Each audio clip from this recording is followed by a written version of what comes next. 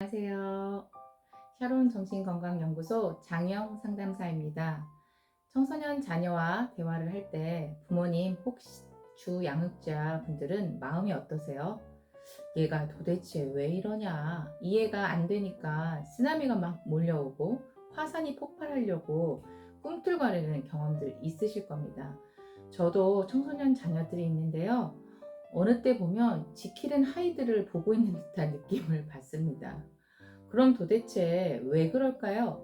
그 해답은 부모님 혹은 주 양육자 분들의 착각 때문입니다. 어떤 착각이냐고요? 바로 청소년 자녀들의 신체적 성장이 곧 심리적 성숙과 같다라고 하는 착각인 것입니다. 이런 착각 때문에 청소년 자녀들과의 대화가 쉽게 이루어지지 않습니다. 몇 마디 하지 않았는데 방문을 닫고 들어가 버린다던가, 말만 하면 화를 내거나 짜증을 내고 대화하기가 싫어지고 울그락불그락 하는 일들을 많이 경험하게 됩니다. 도대체 정말 왜 그럴까요? 한편으론 항상 드는 생각이, 내가 청소년 시기에도 저랬나 싶은 생각이 참 많이 듭니다.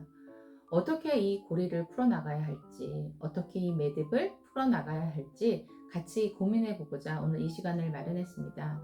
첫 번째로, 얘가 도대체 왜 이러냐라는 반응 많이 보이실 텐데요. 피아제라는 심리학자가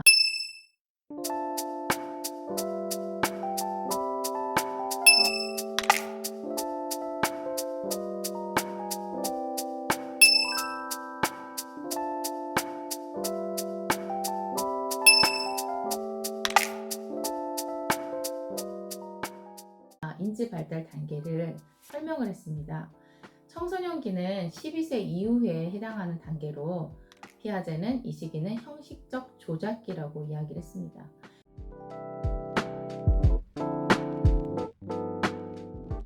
형식적 조작기, 이 시기의 특징은 현실적인 세계를 넘어서 추상적인 사고가 가능하다고 합니다. 당연히 상징적인 추론도 할 수 있고, 조합적으로 사고를 할 수도 있고, 연역적으로 사고를 할 수도 있습니다. 또한 이상향을 추구할 수도 있고요. 그러나 이 시기의 가장 중요한 특징 중에 하나가 바로 뭐냐면, 자기중심적 사고가 재도래했다는 것입니다. 자기중심적 사고, 언제 또 나올까요? 바로 유아기 때도 또 나옵니다. 그래서 이 시기를 제2의 유아기라고 표현하기도 합니다.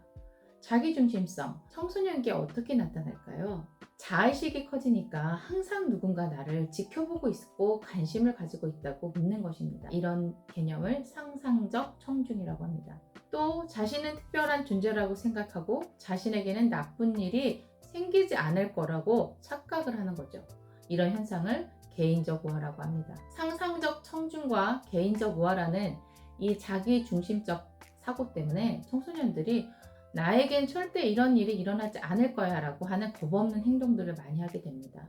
또한 누군가가 나를 비난하거나 괴롭히면 내가 살아도 되나? 라는 자살에 대한 생각도 하게 되고요. 이런 사고들이 바로 이 청소년 시기에 자기중심적인 사고가 재도래하기 때문에 나타나는 현상들입니다. 그래서 어느 날 갑자기 문득 아무 이유도 없이 자녀들이 짜증내고 화를 낼 때가 있죠. 예전에 내가 몇 살 때 엄마 아빠가 나한테 이렇게 했어 라고 생각도 나지 않는 까마득한 일들을 들먹이면서 짜증을 내고 화를 낼 때가 있습니다. 자기중심적 사고 때문에 그런데요. 어릴 때 겪었던 그 일들은 개념이 정리가 되지 못한 상태로 성숙을 했는데, 청소년기에 도래해서 형식적 조작이 가능하기 시작하니 그 개념화하지 못했던 생각들이 이제 정리가 되기 시작하는 거예요.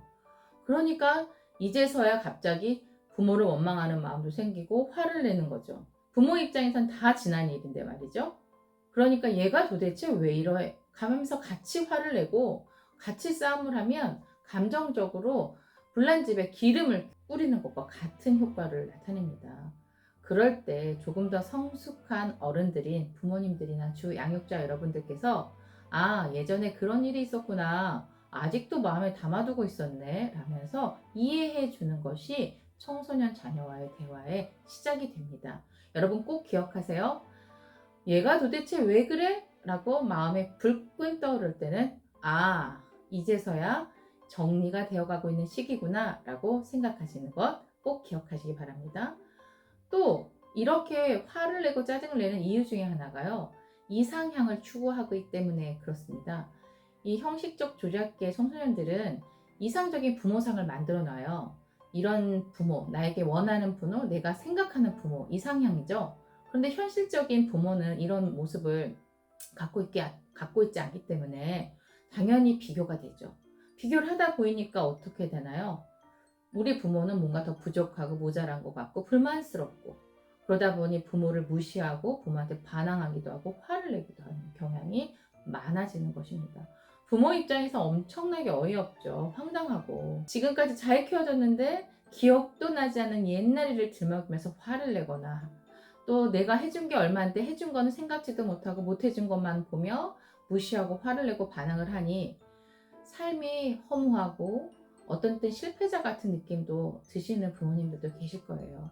그러나 이 아이들의 말이 사실은 그 깊이에서 나오는 것들이 자기 자신도 아직 정리가 안 되고 불안정한 가운데 나오는 말들이라는 것을 여러분이 꼭 기억하시고요. 동시에 양심도 발달하거든요. 그러다 보니까 자신의 한 행동들에 대해서 잘못을 저지른 것을 깨닫게 돼요. 그리고 내가 왜 그랬지 죄의식에 시달리기도 하고요.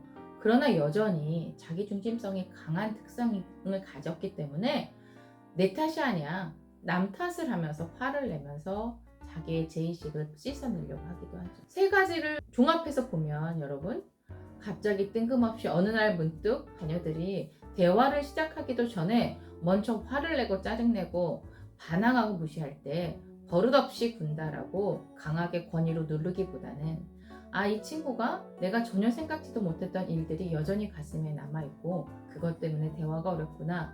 동시에 뭔가 자기 안에서도 잘못에 대한 생각이 있어서 이것을 떨쳐버리려고 애쓰는 중이구나 라고 생각해 주시면 어떨까요?